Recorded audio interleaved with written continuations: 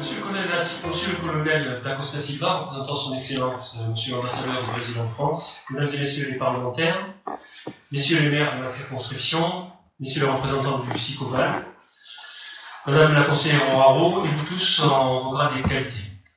Il y a presque un an, jour pour jour, j'avais le plaisir d'assister à la création de l'allée Pierre de Saint-Roman à Forquevaux, le maire de Forquevaux ici présent. Cet événement avait un sens tout particulier, mais à l'époque je ne le savais pas.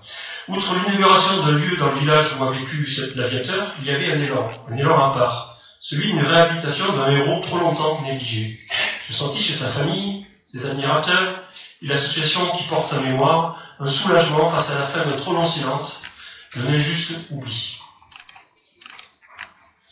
Car l'histoire de Pierre de Saint-Roman, c'est celle d'un pionnier trop longtemps ignoré, premier à avoir tenté à traverser sans escale de l'Atlantique Sud. Je suis passionné d'aéronautique depuis l'enfance. Cette passion me vient de mon oncle, pilote de l'armée de l'air. Alors que je pensais sincèrement connaître l'histoire de cette industrie du rêve et de l'envol, je n'ai découvert Pierre de Saint-Roman que grâce à cette inauguration. J'ai appris depuis sa bravoure, celle d'un homme qui, par passion, a tenté avant tout autre un voyage que chacun pensait jusqu'alors impossible. Son nom, je l'avais si peu entendu alors même qu'il a vécu dans le Lauragais, chez moi, à 17 km de mon village de naissance, au cœur de ma circonscription.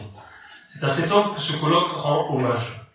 Cette journée est construite autour de sa mémoire. À ce titre, je tenais vivement à remercier nos intervenants, Gérard Felzer, ici présent, Pierre-Michel Pranville, Rosanne De Clementi et Monica Cristina Correa. Plus particulièrement encore, je souhaite vivement remercier l'association Pierre de Saint-Roman et Christophe de Lafage. Ce sont eux qui m'ont contacté pour co-organiser cet événement. Ce sont eux qui ont monté, avec l'aide du SICOVAL, la très belle exposition dans le hall que vous avez pu voir en arrivant. Une exposition qui a vocation à vivre et qui, je l'espère, sera bientôt exposée un peu partout, et notamment à l'envol des pionniers, ancienne piste historique de la TECOR, à Toulouse et berceau de l'aéropostale et de l'aéronautique toulousain. Pour cela, je pense que nous pouvons tous les applaudir.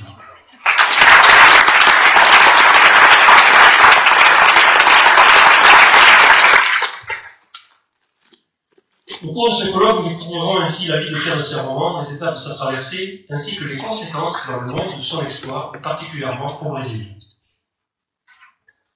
Ce colloque, c'est aussi l'occasion de rappeler le pouvoir de l'aéronautique, sa capacité à toujours relever les défis de son temps. Comme aime le dire chaque passionné, l'aviation a dû faire face à 3 immenses challenges. Celui de l'invention d'abord, réussi par les pionniers. Celui de la commercialisation, auquel ont répondu les compagnies aériennes. Et désormais celui de la décarbonation que nous avons encore ensemble à relever.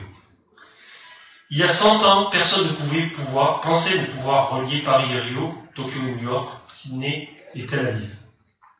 Aujourd'hui, on voudrait nous l'interdire. Pourtant, la capacité unique de l'avion à relier les hommes doit être soulignée, car aucun autre moyen de transport ou de communication ne nous le permet. Dans cette salle, certains viennent de Rio, d'autres de Tunis, de Toulouse, ou de Madagascar pour rendre hommage à Pierre de Saint-Roman. Dans cette conférence, je suis sûr que les projets naîtront des rencontres qui s'y feront. Des moments partagés, ce jour, auront des conséquences. Sans l'avion, ces échanges n'auraient pas été possibles. Alors, tâchons de ne pas caricaturer son utilisation. Alors, bien sûr, l'aviation doit se réinventer, comme a pu l'évoquer Clément Bonne, dans la vidéo. Dans un monde fini, l'aéronautique ne sera pas à l'écart de la grande marche vers un développement plus durable. Mais l'industrie bouge, vite, plus vite encore que la plupart des autres secteurs. Avec une feuille de route nationale insufflée par la loi Climat et Résilience, une feuille de route européenne co-construite et un objectif international de neutralité carbone acté par la déclaration de Toulouse, le secteur a pris des engagements forts. Ces engagements sont partagés par notre majorité. 2,1 milliards d'euros vont être apportés pour le développement des biocarburants d'aviation durable, les fameux SAF. Nous comptons aussi amplifier, et c'est le sens de l'amendement que je porte au sein du PLF, le projet de loi de finances 2024, pour le renouvellement des flottes vers des modèles plus durables, ainsi que soutenir la recherche pour un avion plus vert. En bref, un cap, la neutralité carbone, un moyen d'y parvenir, l'innovation, et une zone de turbulence à éviter, l'interdiction. Alors vous voyez, c'est un défi immense qui se dresse devant nous, un défi que les acteurs nombreux aujourd'hui sont prêts à relever. J'aime à penser qu'il y a une similitude entre la situation d'il y a 100 ans et celle d'aujourd'hui. Alors en cas de doute, puisse Pierre de Saint-Roman vous inspirer. c'est parce que c'était impossible qu'il a osé relever le défi. Nous devons nous montrer à sa hauteur. En ce sens, je souhaite conclure sur ces mots de Pierre Latécoère, que je pense particulièrement appropriés.